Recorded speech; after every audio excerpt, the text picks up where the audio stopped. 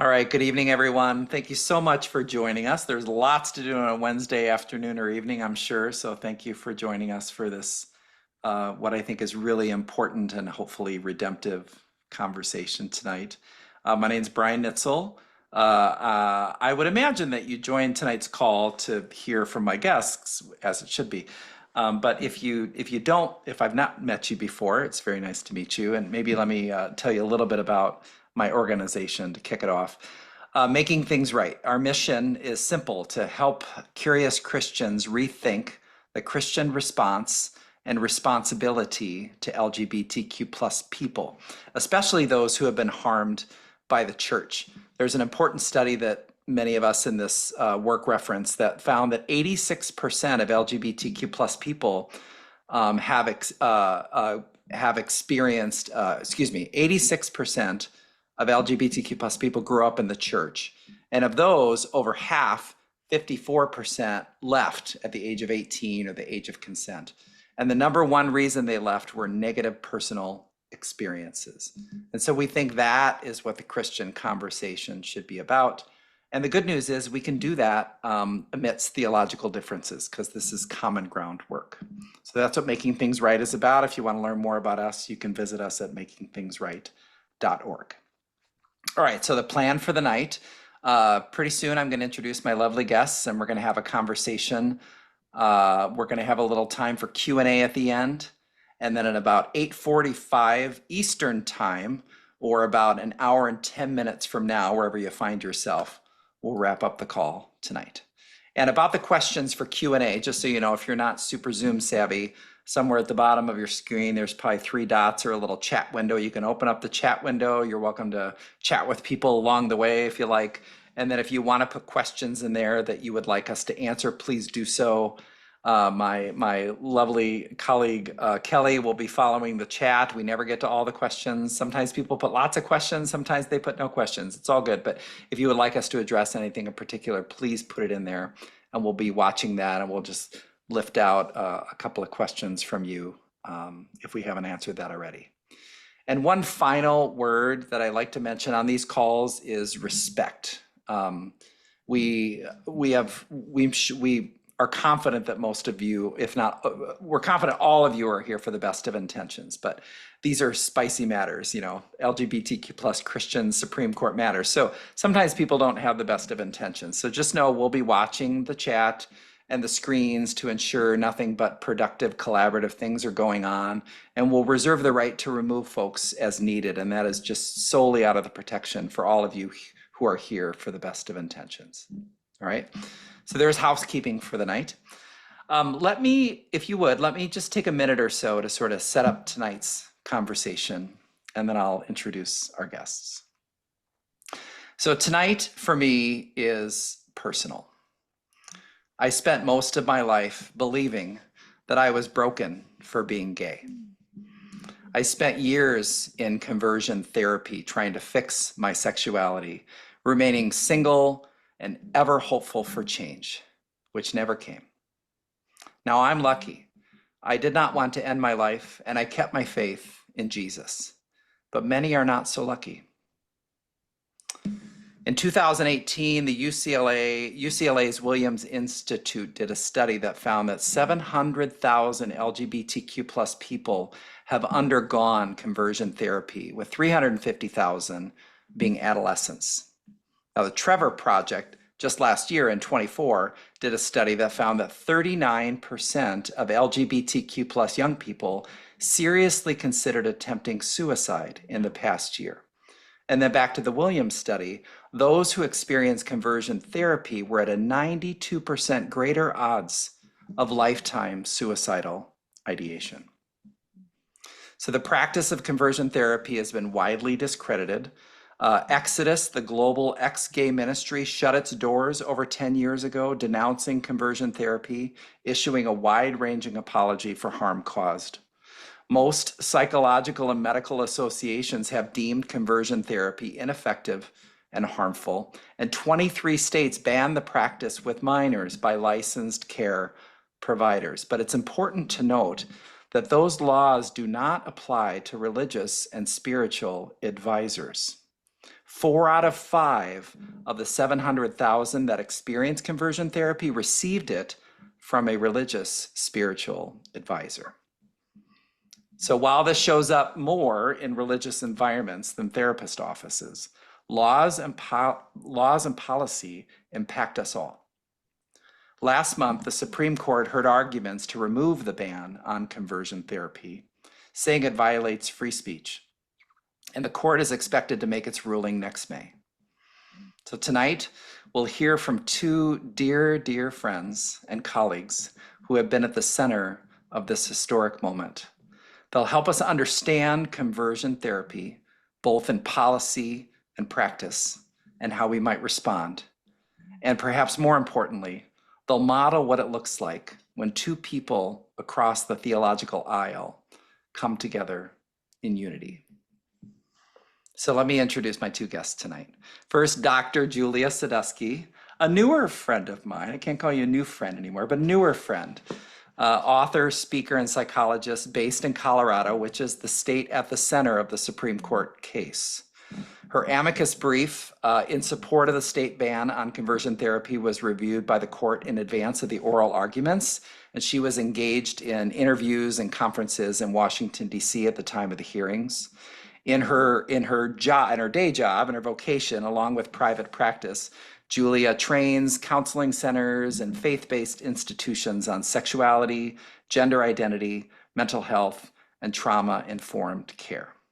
And also Linda Robertson, a longer friend of mine, a longtime advocate of my community and our families. As with Julia, her amicus brief was also part of the Supreme Court review, and she was active in numerous interviews surrounding the case. Her Instagram post, you might have seen from the Human Rights Campaign, went immediately viral as it truly captures the heart of a mom who knows.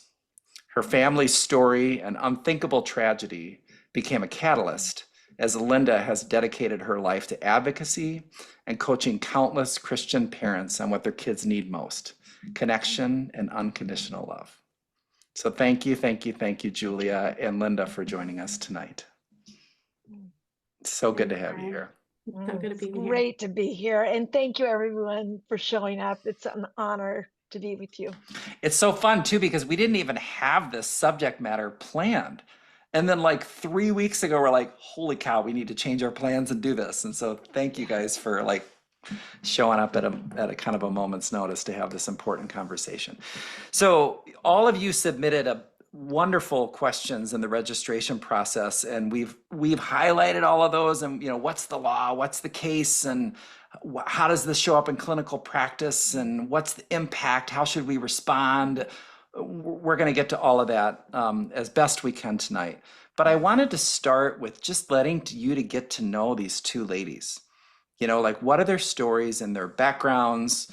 And Linda, maybe let's start with you if you don't mind. Like, just where are you at today, your home, your family, but most importantly, like, what's your background, your family, your faith, your church, and where did the subject matter get personal for you? What's your backstory? If you would give us some time, that would be great.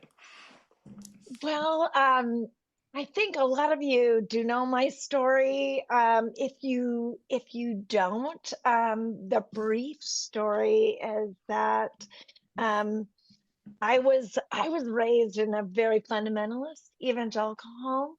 And although my husband and I made some changes, we raised our 4 children largely in that vein. And when our oldest son of our 4 kids, our second child, was 12, he came out to me in the room I'm in right now. Oh, wow. Over instant messenger. Right. And he came out because he trusted me so much, and we had such a secure bond between us. Mm-hmm. But at that time, all the fear that I had marinated in, all the kind of messages in the water especially about gay men, and kind of I think there was a lot of like evangelical organizations that had just trafficked in really unfortunate misinformation about LGBT, about gay men, particularly. Yeah. Not all that different than kind of the fear mongering that's happening right now about trans and non-binary kids. And those things, although a lot of them I didn't actually believe, they affected me. When fear is in the water, and especially fear of God's punishment and condemnation for our children, it really deeply affected my response to Mm. Ryan. And long story short, I we spent the next 8 years of his life, basically, well, 6 years.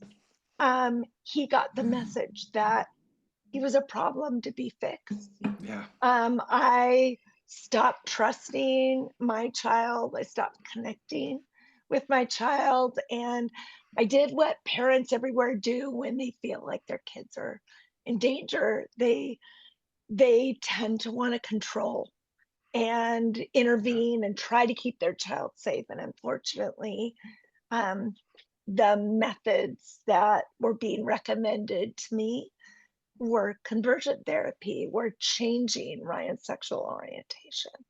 Mm. And there was a lot of people out there that said, yes, this is possible. And yeah, long story. That's where I've been. Our son died a death of despair after many attempts at suicide. Um, he died in 2009. And since that time, I've just done a lot of healing work with good therapists who I still see and love.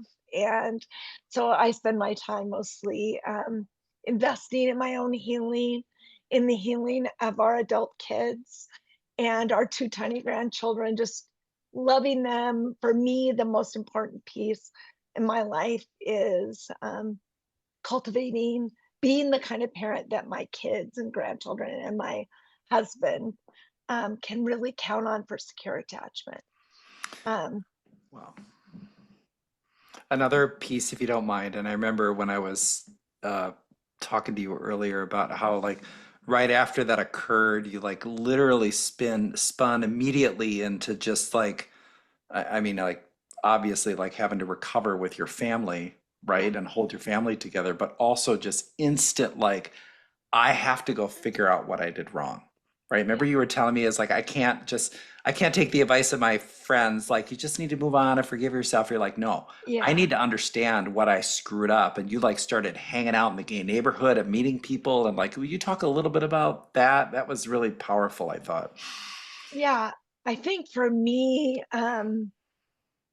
we did have 10 months with Ryan after a year and a half of being estranged.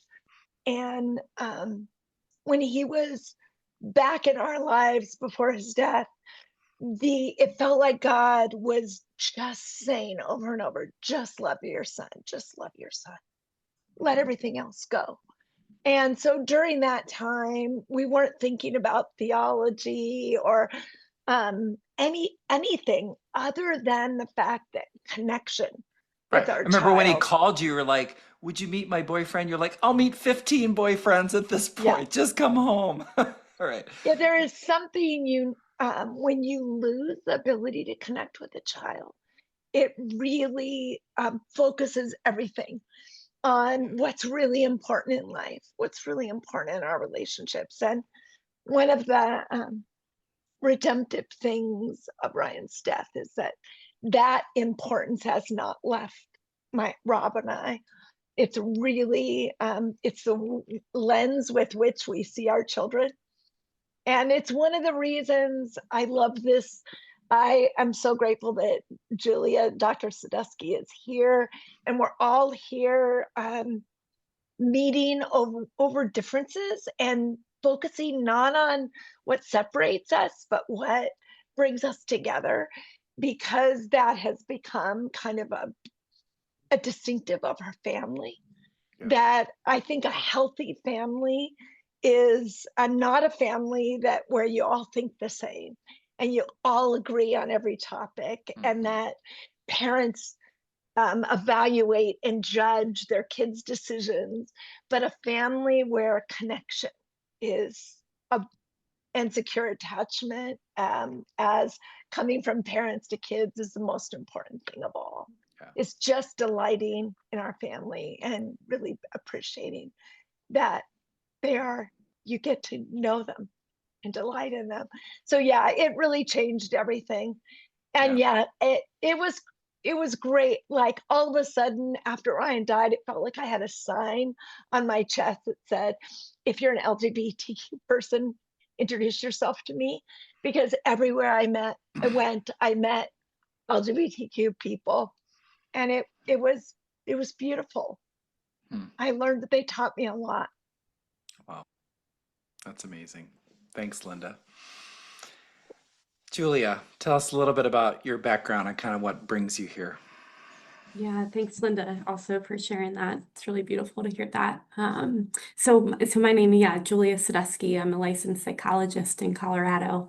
I've been working here since 2019, and I have a private practice in Colorado. That's primarily what I do, which is meet with individuals and families, many of whom are people of faith, mostly Christian, and asking questions around sexuality, gender, and faith. So as far as my background and kind of how I got into this space, I was raised in a Catholic family. I'm still Catholic today. And to be honest with you all, I really grew up not thinking much about LGBT people. It wasn't a part of my own story. And I grew up in Catholic school where I heard comments made that were derogatory. And as an empath and a compassionate person, I thought, oh, that's unkind. But I also didn't have a sense for how to respond or how to engage and stand up for people at that time. I really didn't do much other than stay silent. And then as I was going through college, actually, I had people in my life who I loved who started to share with me that they were gay or same-sex attracted.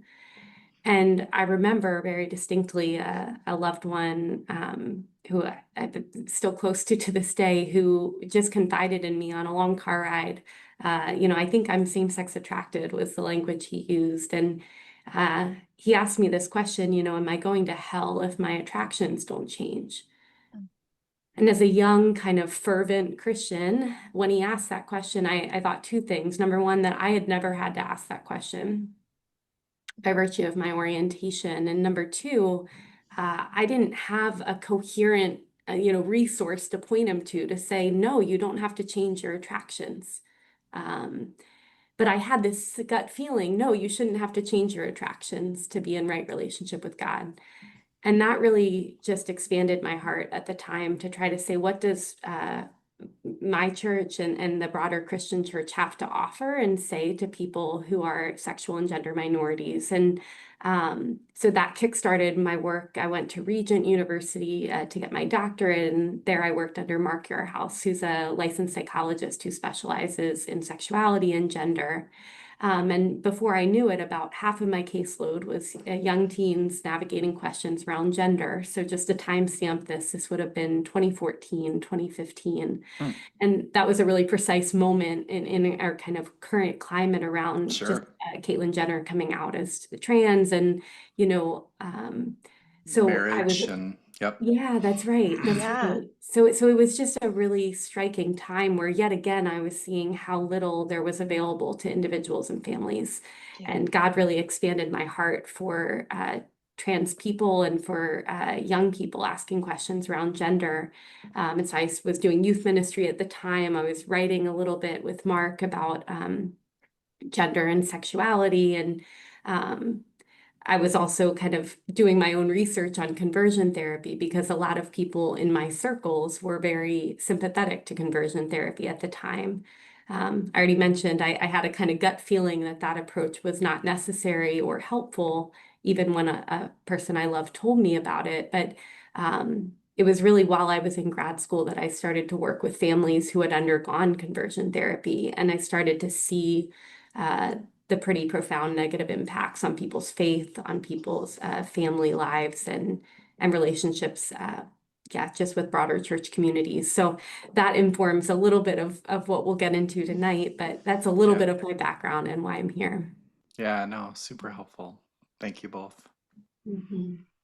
All right, well, let's get into like we don't have to linger here too long, but if you don't mind, Julia, just give us a little. It's hard to have a trusted resource right now to understand this Yeah, law and the case. So could you just give us yeah. your sort of perspective of what's the law, what's the case, just from a more of a neutral perspective, and maybe even like how do you see the court leaning at this point? Yeah, yeah. Sure. Yeah, so this law, again, there's laws all across the country that are kind of framed around what we see in Colorado. And really what this law is trying to do is number one, define conversion therapy. What is it and what isn't it? Mhm, And try to also say, what can you do with minors in therapy that's not conversion therapy? So Mm. tries to do both of those things. And so I'll just actually read it to you because I think sometimes Yeah, and we people should aren't this reading is the a good law. yeah, link to send out Kelly yeah, too, because you can actually like read the actual law. It actually helps to read it. But anyways, we'll yeah, send that it out does. later. Yeah, Yeah, yeah, a lot of the news sources are not even referencing the law. So I think right. it's good to Yeah. know And what it's it's not even that long. Like it's actually really quite Mm-mm. concise. Yeah. Yeah. yeah, but it's just a paragraph. So hang with me, people. So conversion therapy means any practice or treatment by a licensure, registrant, or certificate holder. So anybody who's a licensed mental health provider that attempts or purports to change an individual's sexual orientation or gender identity, including efforts to change behaviors or gender expressions, or to eliminate or reduce sexual or romantic attractions or feelings towards individuals of the same sex. And then it says conversion therapy does not include, so this is what it's not, does not include practices or treatment that provide acceptance, support, understanding of, or the facilitation of an individual's coping, social support, and identity exploration and development, including sexual orientation neutral interventions to prevent or address unlawful conduct or unsafe sexual practice, as long as the counseling doesn't seek to change orientation or gender identity Got it. or assistance to a person undergoing gender transition. Okay. So that's the law. So And that's the law that's in like 23 states or so, right? yeah, some Yeah. version of that is Yep. been passed in 23 or so states. So the lawsuit by Kaylee Childs, who's a Christian therapist in Colorado Springs, a licensed provider, is claiming that that law, as it's written, is an infringement on her freedom of speech. So a lot of the argument that she puts forth, and that's put forth by the briefs on her side, are really focusing on how the law approaches gender identity and applies to their work around gender. And that's really important to just acknowledge that conversion Yeah. therapy has included and been applied to gender, but it's overwhelmingly been applied around sexual orientation. Orientation. Yeah. But the Mhm. concern of Childs and others is that because the law says conversion therapy is banned, but helping a person gender transition is not banned under the law, Right. there's a concern that the law favors particular viewpoints, namely viewpoints that assume medical transition and would not encourage people to align with their sex. So that's kind of the fundamental concern. And in watching the oral arguments, the justices really were focused on one piece in particular, which is this idea of viewpoint discrimination. So is there a way in which the state of Colorado is asserting a viewpoint around gender and sexual orientation? So when they write in this law, you're not allowed to help a person change behaviors, does that mean if a Right. teenager wanted to be single and refrain from sexual activity, would the law not allow you to do that in therapy? That's one of the questions that came up. And so there's concerns about the law is imprecise in its language, or it's siding with certain viewpoints around sexual orientation and gender, and outlawing therapists supporting other outcomes for people other than Mm, transition or same-sex partnerships in the mm. case of orientation. Right. Did the concept of research come up? Because I realize that most research around this probably comes from a little more of a progressive lens than a neutral lens, although that might not be the case with like UCLA's study. But like, did the concept of like research or statistics or, founders of, I think like the founders of the ex-gay movement were part of the amicus brief, basically denouncing it. Like, how much of like research about the ineffectiveness or harm came into the equation, and was that skeptical or considered or whatever? Yeah, the sense I got was, on the one hand, research was brought up on both sides, actually. So people who were arguing for Childs said that we don't actually have research on conversion therapy in minors overwhelmingly. So the thing you're Mm, trying to ban is with minors, but the research is with adults. So the argument being we don't have research to the population that you're banning this for, which mm. is an interesting framework. I'm sure we could Yeah. get into that in a second, but so that was one way of approaching it.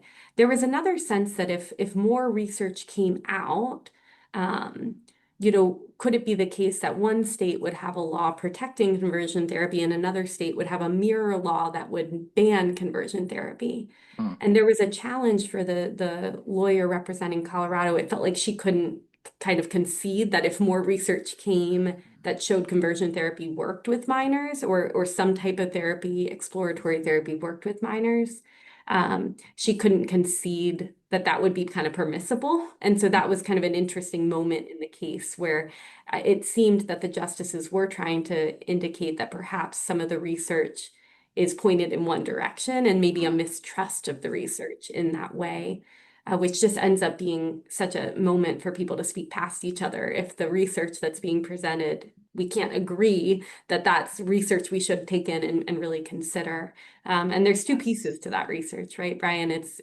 is it effective treatment and does it cause harm? right. And I think the research overwhelmingly shows conversion therapy is ineffective and that it Yes. causes harm. But that was not talked about probably enough in that oral argument that I witnessed. Yeah. Yeah. Yeah. Yeah.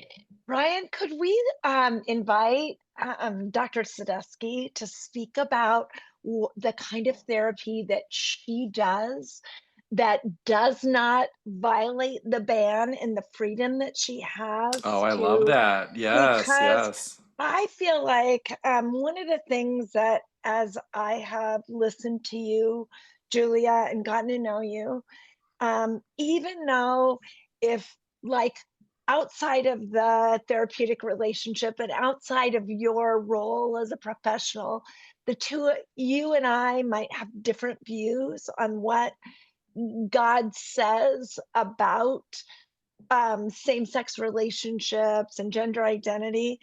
Um, I feel very strongly that had I known someone like Dr. Julia when Ryan was a teenager, she would have been a life-saving therapist for him.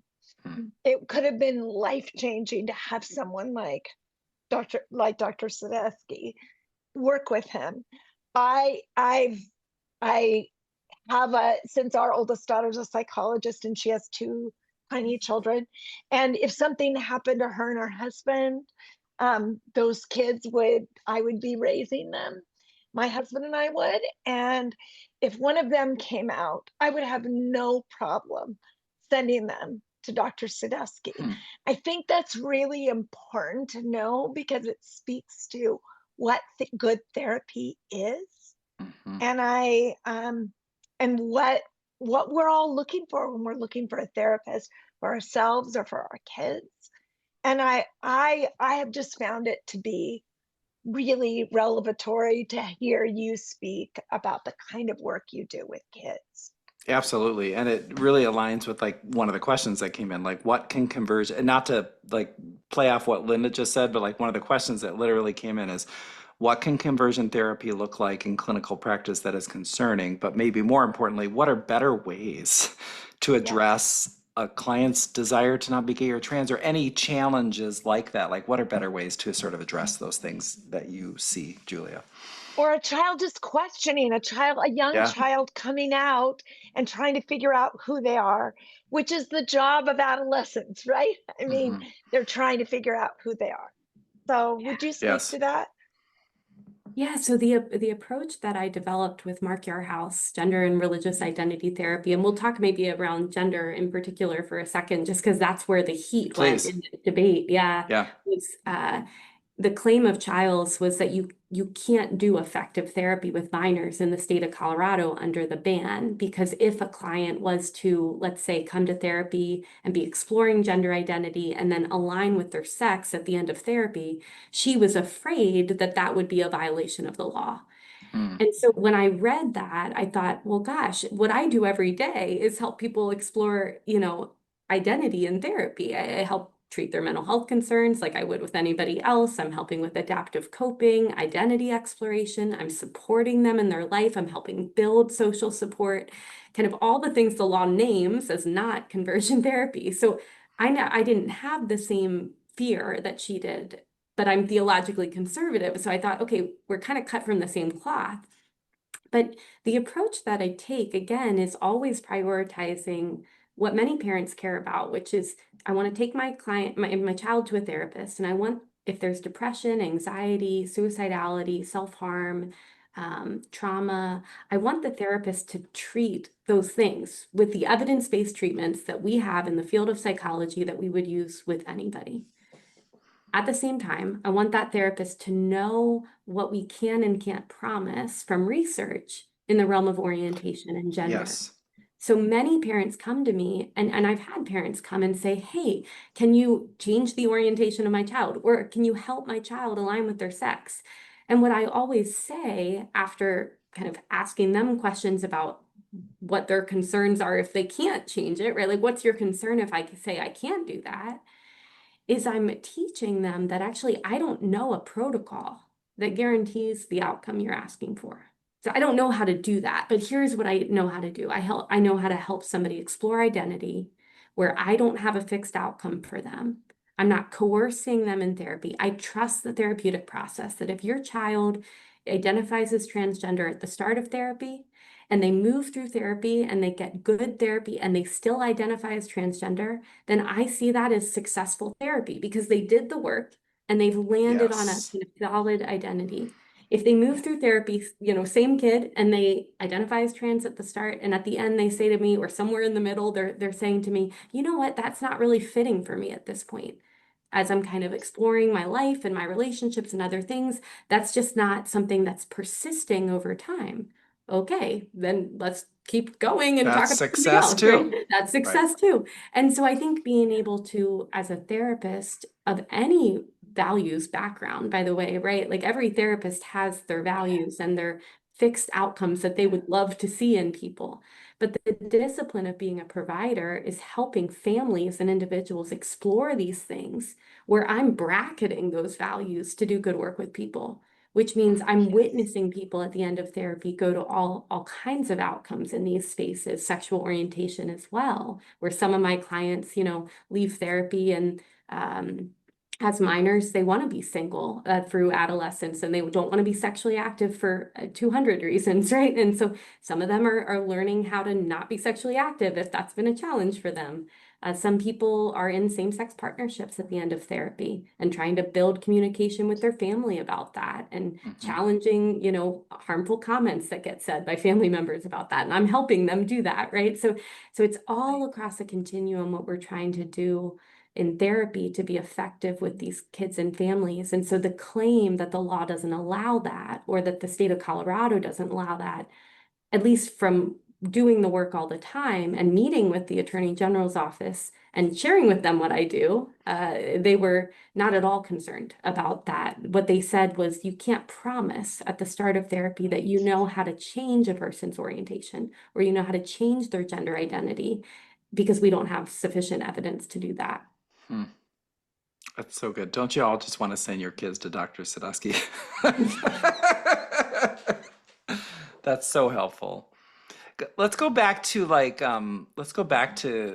your all's interaction leading up to this court case. Like, how did you get involved, Linda? Like, when did you, I mean, I remember someone, you reached out to me saying like, oh, I wanted to talk to you, and like, oh, I'm too busy, I'm working on an amicus brief. I'm like, what the Oh, hell is yes. that? And it was like, quote. How did you get involved, and what was your experience sort of leading up to and at Washington, D.C.? Well, I think for me, I got involved because someone knew my story who knew someone else and Yeah, yeah, passed my name along. And initially, I thought that it was going to be this really tiny little thing. Like I was just yeah. going to sit down and I was going to spend 45 minutes. I was going to write something down and then it would be done. And it's turned out to be a much bigger endeavor and much more emotional. Like it's required a lot more of me, Hmm. but it's also been beautiful because it's allowed me to do a lot of reflection and to go back and read Ryan's journals and go through the Wow. letters he wrote and really to extract all the lessons I've learned about the way I want to parent. Because we're always parents, right? Doesn't matter. Even though I'm a very different kind of parent when your kids are adults. You Yeah. don't give it unsolicited advice, and I'm certainly not evaluating and judging or anything like that. I just get to be a cheerleader for them. But it still has informed the way I parent my adult kids Yeah. and the way I show up as a grandparent. The lessons that are kind of underneath um, the harm of conversion therapy. I think that has really pulled me into this conversation because it's really about something more fundamental than like conversion therapy. It can Yes. be translated to all kinds of issues because it's about connection with our kids and trusting our kids. And as Julia said, trusting the process with kids. And Mhm. so for me, I ended up going to DC and doing a lot of interviews with speaking to what conversion therapy, the harm it does to kids, and the harm it does to kids' faith, and most specifically, the harm it does to the relationship between parents and kids, Yeah, which yeah. is that model of what their relationship with God. They learn who God is really Yes. from us, from their relationships with us. So it's that harm that I got to speak to, and I met with them. I met with GLAD again today, and kind of found out what that's going to look like going forward. Hmm. And they'll, I think both Dr. Sadusky and I, on coming from different perspectives, have been able to kind of share our own experience with conversion therapy. Hmm. It's been an honor, and I'm so grateful for you, Dr. Sadusky, speaking from all the research you've done Hmm. about really what it is. I do think I don't want to miss talking about what it isn't, because one thing I'm hearing a lot of right now is that conversion therapy doesn't happen anymore. That conversion therapy is only like the aversive, the harmful, like techniques, the aversion techniques, or exorcisms, or those kinds of like extreme methods of conversion therapy, and that I've been getting pushback from people saying this doesn't even happen anymore. This is a made up thing. But Ryan never experienced any of those kind of extreme conversion therapy tactics. They're out there, and certainly they were harmful, Mhm. horrible, horrible. But I don't think that's what Casey Childs is speaking about. And it's not what you're speaking about, Dr. Sadusky. It's not what Ryan experienced. I think we're talking about more harmful talk therapy and how talk therapy can be harmful. Would you agree? That's exactly right. Yeah, it's so interesting too, right? Because I don't think of what, even when you're doing talk therapy, hopefully you're not talking, right? Just talking to, it's like, Yes. I mean, people charge a lot of money for therapy. I charge a sufficient amount of money for the services that I offer, right? And if all I'm doing is talking, and like that's a very interesting frame, right? So I guess what I'll say about that is what I see happening today and why the law feels important as it's written is, when they talk about efforts to change behaviors in the law and gender expressions, the reason why they're saying that is because in the case of gender identity, people who try to change gender identity or promise that to Christian parents, what they're doing is coaching the parents on steering the child away from gender non-conforming Yeah. behaviors or Yes. interests or preferences, right? So the little boy who likes to play with Barbies and wear dresses, the parents are being coached, take away the Barbies, take away the dresses. That will help, and go get that kid outside with dad playing with some gender conforming behaviors, and that will help them kind of align with their sex. Okay, so it's attachment based. It's kind of looking at these gender identities and sexual orientations as developmental arresting in people. That there's attachment wounds, needs that didn't get met in people, and so if we help them meet their attachment needs, they'll kind of resolve their identity in a heterosexual identity or a cisgender identity. And so the law being written that way is on purpose because of how conversion therapy is actually being practiced today, which is efforts to change behaviors. In the case of orientation, saying to a teen, let's say a teen girl who's viewing pornography, same-sex pornography, saying to that teen girl, if we can help you stop watching the gay porn, you'll no longer be attracted to women, right?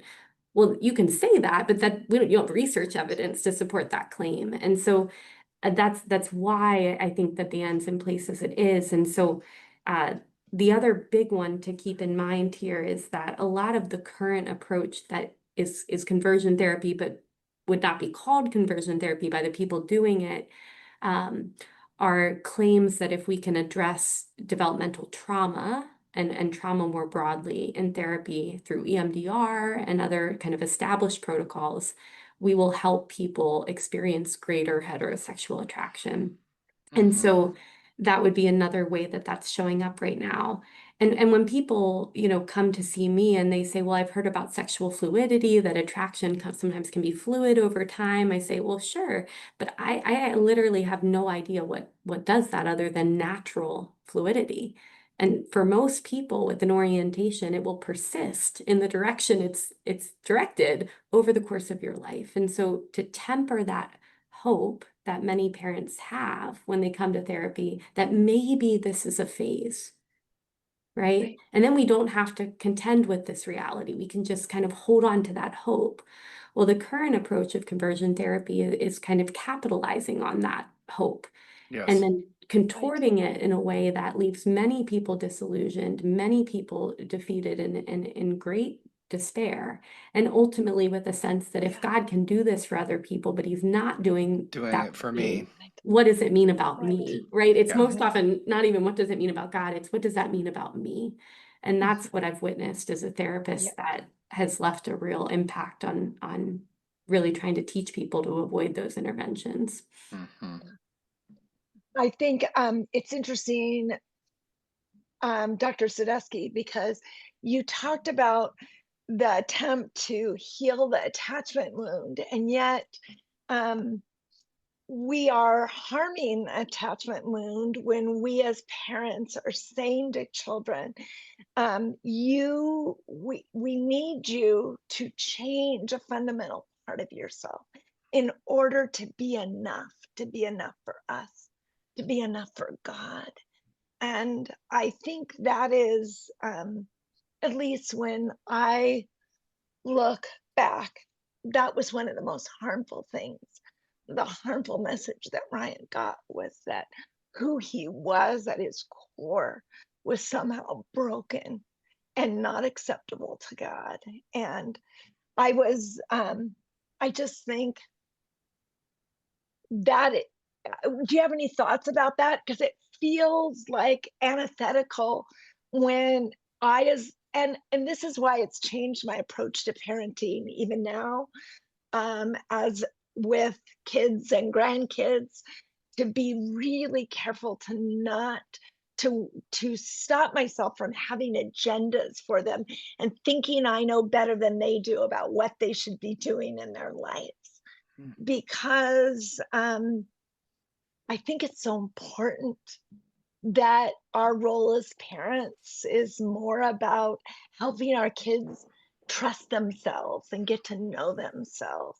And we're not doing as much talking at our kids as we are listening. Hmm. And to me, that's, that piece of secure attachment. I don't think it can be it's just antithetical to me that when I want my child to change in order to be right, that I can also have secure attachment. It flies in the face of it, I think. Yeah. What are your thoughts? Yeah, I think that's right. I mean, I think the parents and right, as parents here on this call, like you're probably aware that what's driving this in parents is fear and actually a Yes, protectiveness of their children. So yes, sometimes again, the parents it can be like, why would you do this?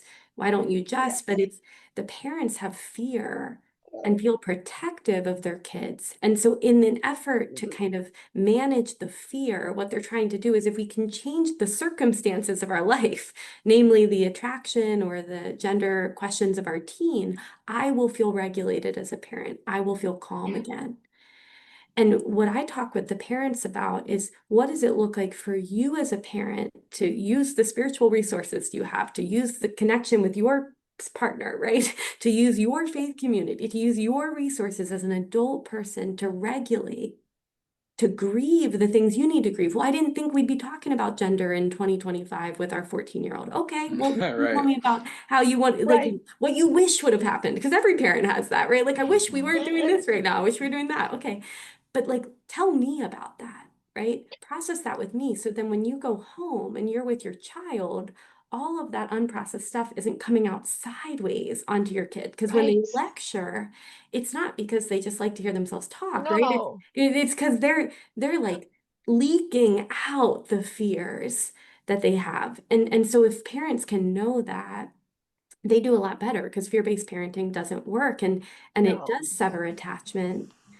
The other thing I'm thinking about, Linda, and what you're sharing that's so important and such a good point is how a teenager develops an identity is if we give teens, no boundaries, they're kind of Right. lost to wait. Yes. But if we give them scaffolding, that's kind of what the image I use with parents. It's just enough scaffolding as that building is going up to Yeah. support them, we can trust that the relationship we have with them is kind of an orienting principle. Yeah. So communication is key, right? Like talking about things you enjoy talking about, taking an interest in the thing your kid is passionate about helps. But teenagers, if they're given too much of a control around them and you clamp down, what do? Well, they bump up against it. I mean, no Yeah. teenager, myself included, when I was a teen, if somebody tells me, here's where I need you to end up, I'm going to do the opposite just out of spite, right? So it's like, it's helping parents know developmentally that actually creating space for your teen to explore identity with a level of adult maturity that says, I'm okay no matter where you Yeah. end up, right? Hmm. I'll maybe share this. One parent I worked with when their teen was exploring gender, the parent said, I feel like we're on a 5-lane highway and we're all going the same direction. And Yeah, I remember this story. This is yeah, good. yeah, we're in the middle lane, right? As your parents, we're going to stay in the middle lane and you're exploring this and you're kind of moving lanes. And our commitment to you is no matter what happens, we're never taking the exit ramp.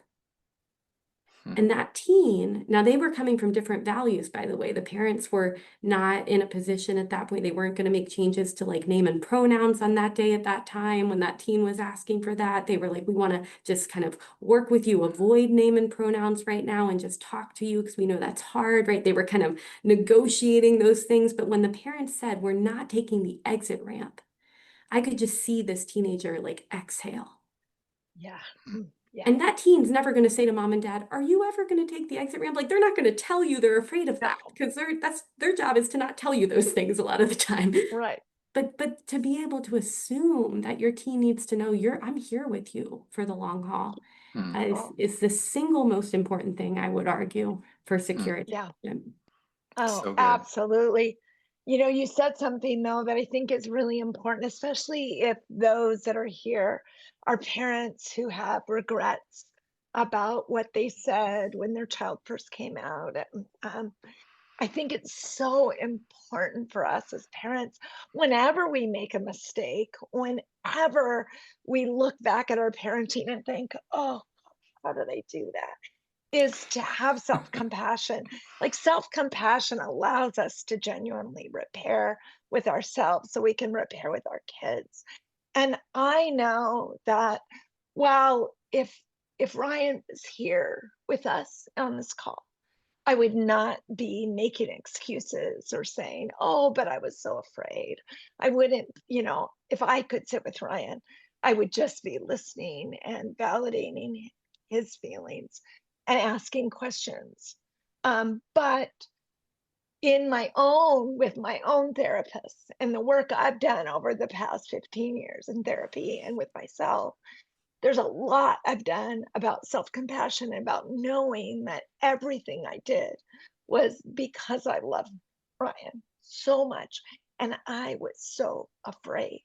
And that is one of the reasons I'm speaking out about this case, because I'm going to read you something that I read this week from one of the conversion site, an organization that supports conversion therapy, or what they call compassionate spiritual counseling, or and it's this, and this is, I think reading this, I just thought, oh my gosh, this is what it was.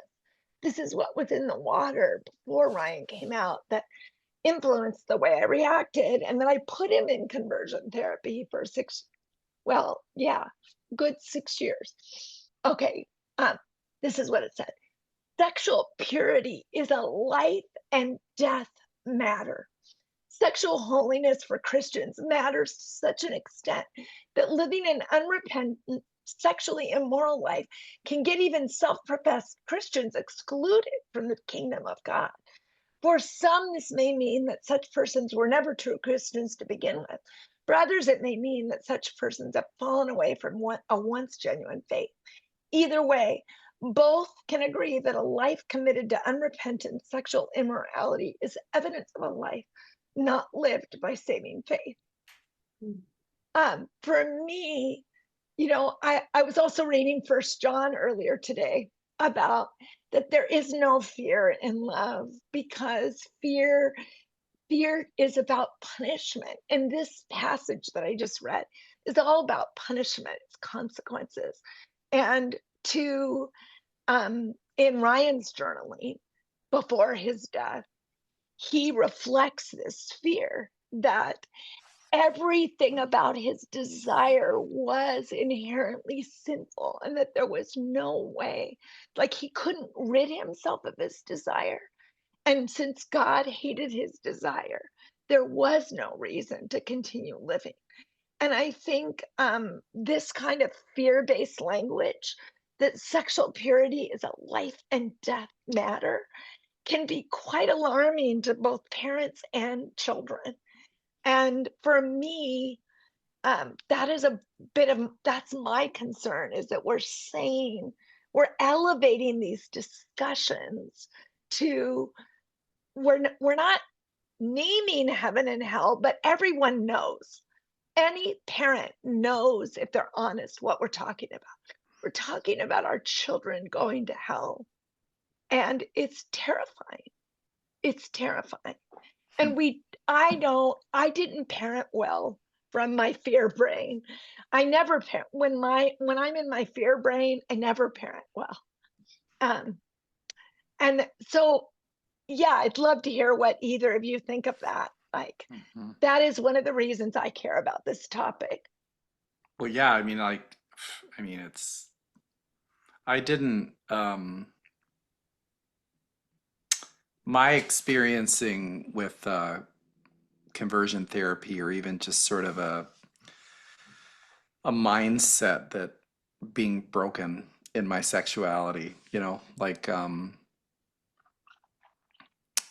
I I absolutely felt like my salvation was at risk, right? I felt like my relationship with God was at risk. I might not have said, I think I'm going to hell, but like it's like that was built into, and all of us know this type of rhetoric, right? It's if we grew up in any evangelical environment and you're of my vintage or older, maybe Julia, you didn't hear these messages. I don't know, you're younger than us, but like my whole thought process was like I couldn't risk getting this wrong.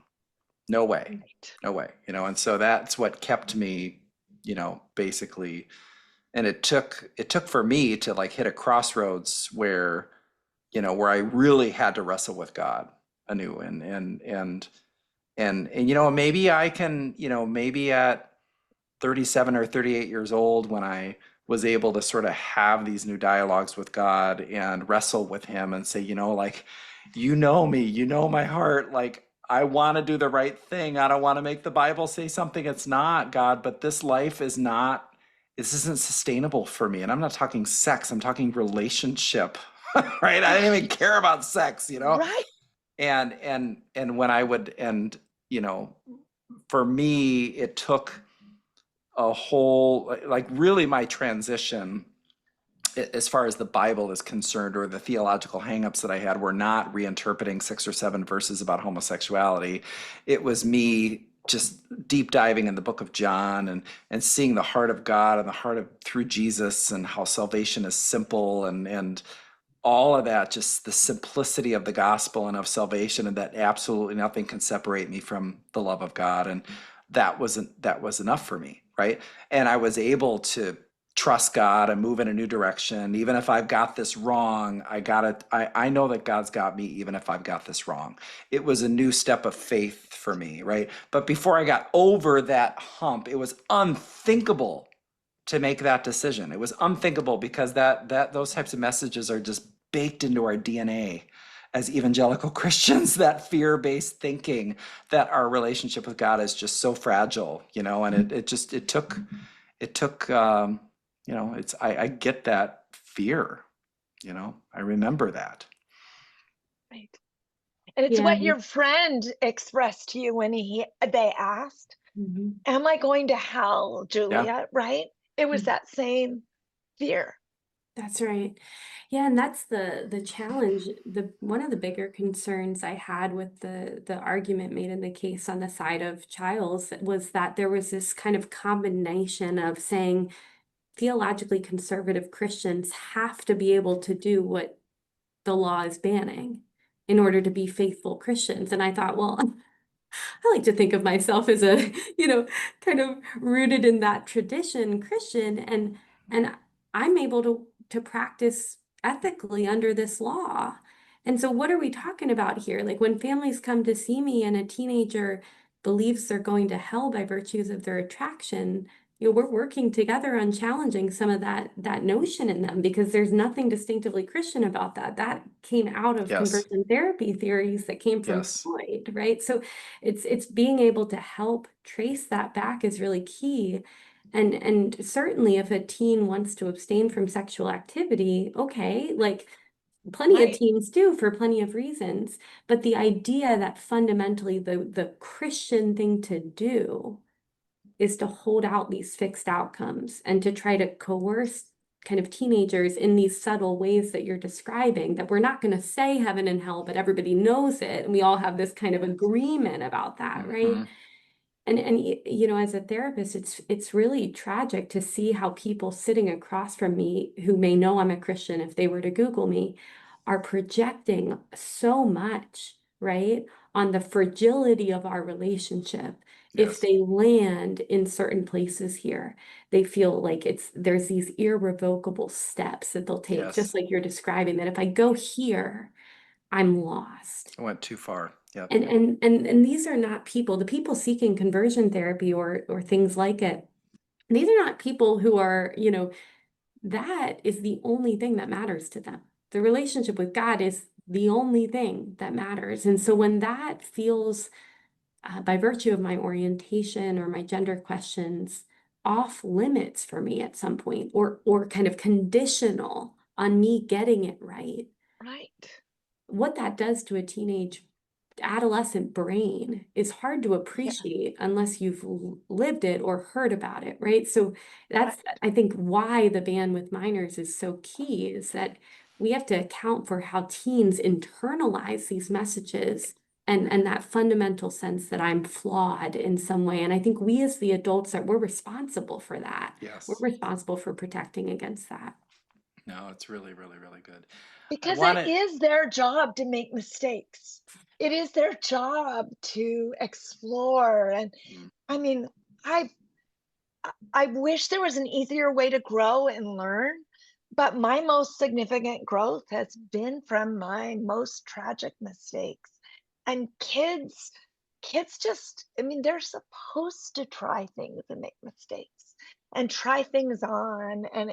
And I think when we're giving life or death stakes to that very normal process, it can be really yes, harmful. yes, that's really good. Talk Kelly, about I anxiety. Yeah. I know, no kidding, right. Just we have about 10 minutes until we're done, of course. These always go so fast. So I was gonna see Kelly. I mean, I've got another one, of course, but do you have any good questions that you'd like to put out? I don't have any in the chat, but for me personally, just listening to all this, being a parent, having just recently become an empty nester and we navigated the teenage years, I, first of all, Julia, loved the scaffolding. That's so important. And I wish I would have had some insight, having teenagers, I would have chosen different battles, for example. Like Linda said, we have to learn and we have to get through these mistakes. But I think it's important what I wanted to talk to you all about. I think therapy and counseling is so, so, so important. And I really am an advocate that everybody should have therapy at some point in their life. But a lot of people don't know how. And so I would love for you to give some insight on, getting counseling, what makes a good counselor. What do you do if you feel like Yes. you're in a bad counseling? You don't have to stay stuck, Yeah. right? We've talked about this. So I would love for you to explore that for people from the parent and from the child standpoint. Yeah, it's so important to vet therapists. I mean, you're paying for a service. You're not paying for like somebody to talk to you. You're paying for hopefully evidence-based treatment, right, from somebody. And Yes. so I think the important thing is if it's not going well and things are not improving and the Yes. provider does not seem competent, you know, you don't have to be nice to them and make them feel better. Like No. however you can get out, get out. I always tell people it can be text message, email, no show, no call. You can do whatever you need to do to get out of that situation if it's not working. So do not keep going and paying money for a service that's Yes. not working. They're providing something that you're paying for. It's a service. Like Yes. if the burger came and it was raw, I would not eat it and I would leave, right? It's that idea. When you go to, Julia, can I just interrupt you just Mhm, to say, but you also, I know this because you are such a great human being and a great therapist, that if mhm, someone wanted to come in and say to you, Julia, I want, or Dr. Sadusky, I want more direct input, or I want more, I'd like to, like, whatever kind of, what they're feeling like. Maybe they're upset with you about something. Maybe they're angry at something you said. You would welcome that. You'd yeah. welcome that, wouldn't you? Yeah, That's a so sign of a good therapist. yeah, so that's another good point, is that if you haven't had the chance to tell your therapist, like, hey, I feel like I'm coming in and you're not really challenging me, or we're going around in circles, or I have questions and then you don't seem to know how to answer, a good therapist delights in those moments of feedback and says, oh my gosh, thank you so much. Like, I'm going to adjust. Or, you know what? Like, I had a bad day last week and let me just take accountability for that. That's not what you deserved. I'm going to do better this week. Yes, that feedback is so key. But I think it starts in the vetting process in that first session. So every good therapist should do a 15-minute free consult for you. So you should not be paying for the first interaction you have with them. And then when you sit with them, I would ask them as a parent, how many people have you walked with and worked with who are in the situation my child's in? What are the typical outcomes of your therapy with people? Because that's going to tell you, right? what they're kind of typically seeing and orienting people towards. And if they say, well, every single one of my client ends up here, well, that would be worth paying attention to, whatever that direction is. Like, everybody, wow, that's like really striking. So you're kind of being curious about, like, how is it that everybody ends up in the same place? Because it's more likely and healthy for people to go on a continuum. So you're vetting for that. And then I would always ask, what resources do you recommend for families in our situation? Because the resources tell you a lot about the approach that's being impacted by what for this provider, right?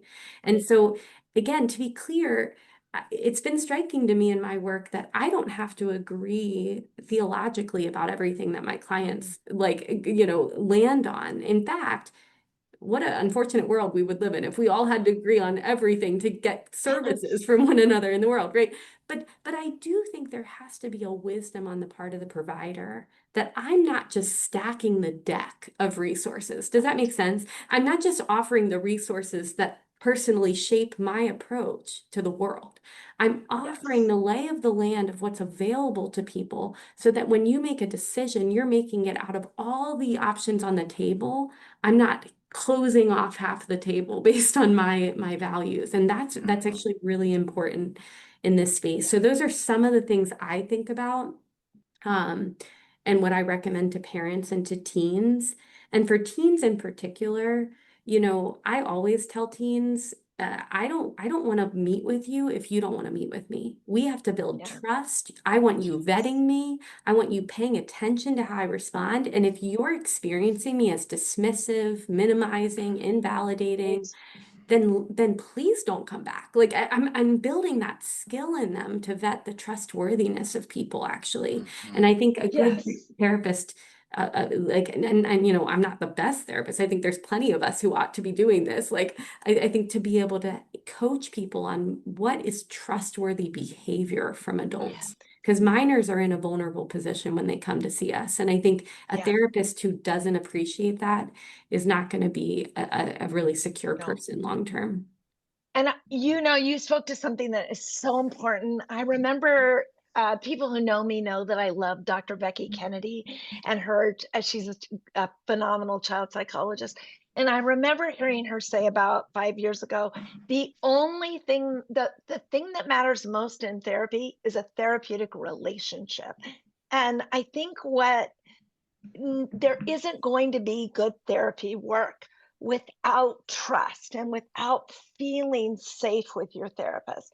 One of the questions I asked when I was looking for an additional therapist, in addition to the one that Rob and I have seen together for the last 15 years, I asked the question, I just asked if they love their clients. I wanted to know what they said because I have learned that if I don't feel loved and even liked and trusted by my therapist, I'm wasting my time. I need to feel safe in that relationship. And when I ask that question, do you like your clients? Do you love your clients? I got the answer that I knew. I wanted to go past the free consult because the therapist immediately said, "Oh, I love my clients. I adore my clients." And I know I have a lot of good therapists in my life, personally, and my own therapist, and they all love their clients. That's They so great. adore their work and they adore their clients.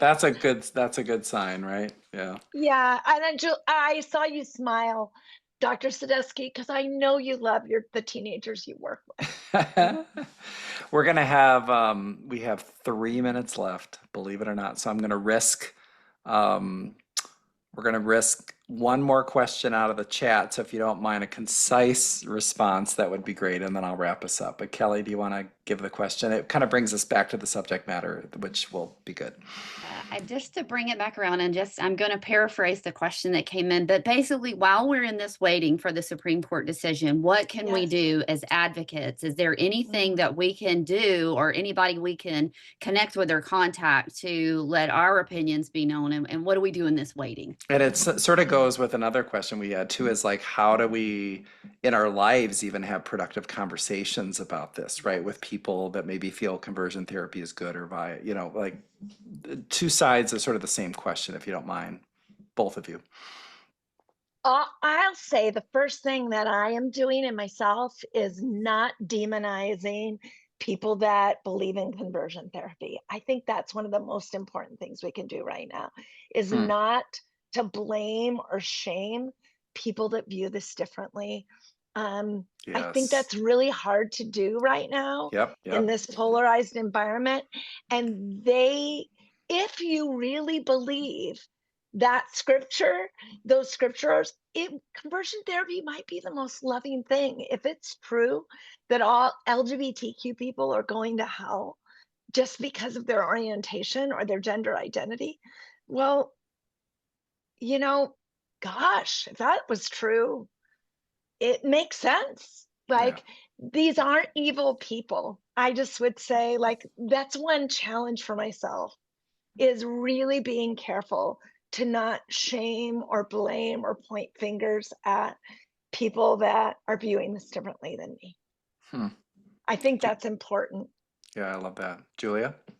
Yeah, I think it kind of maybe adjacent to that is this idea that, anytime I'm talking with people who are proponents of, reversing the ban, or people who have questions about maybe the value of conversion therapy, I'm always trying to honor the thing that they're afraid of, that they're trying to protect, right? Like, Yes. I get that. I get that. I hear you. I care about that too. Like, I care about teens having autonomy and not being coerced in any direction. Like, and therapists on all sides can certainly do that. Like, I hear you on that. And then you're always finding what's the edge, right? And Right. isn't it wonderful that we can make sure therapists aren't coercing their clients in any direction? And isn't it great that we have laws in place that make sure we don't have fixed outcomes for people? Like, so you're kind of honoring the hope, and then you're stretching a little bit and inviting somebody into a space of nuance and dialectic there. I think that's really key to this. And then it is looking like probably Yeah.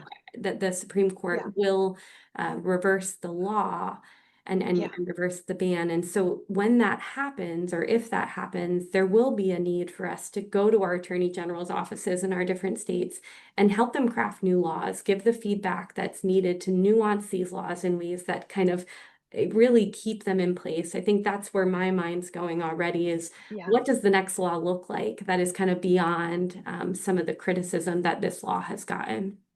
Yes. I'm glad you said that. And the other thing I heard today from GLAD is that they're thinking about, we just need to work to help parents understand, so that even if the bans aren't in place, and in all the states where they don't have bans now, to help parents understand how important it is to communicate to their kids that they are never taking the exit. They are in the middle lane. They might have disagreements about things, and they might be setting boundaries, but they're never taking the exit. They will always stay in their kids' corner. So good. I had little doubt that this would be a meaningful conversation, but I love that we got sort of past the policy aspects of it to really the heart of the matter in most of the call. That was really, really good. Thank you both. You made this so easy on me. Like, you guys just kept talking. It was so wonderful.